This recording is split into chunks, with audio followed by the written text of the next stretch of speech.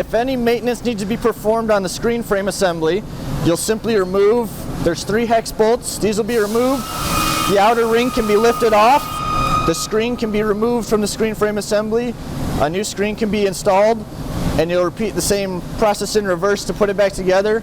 The ring will be reinstalled, retighten up the hex nuts until the screen bottoms out, and then the screen can be reinstalled in the unit.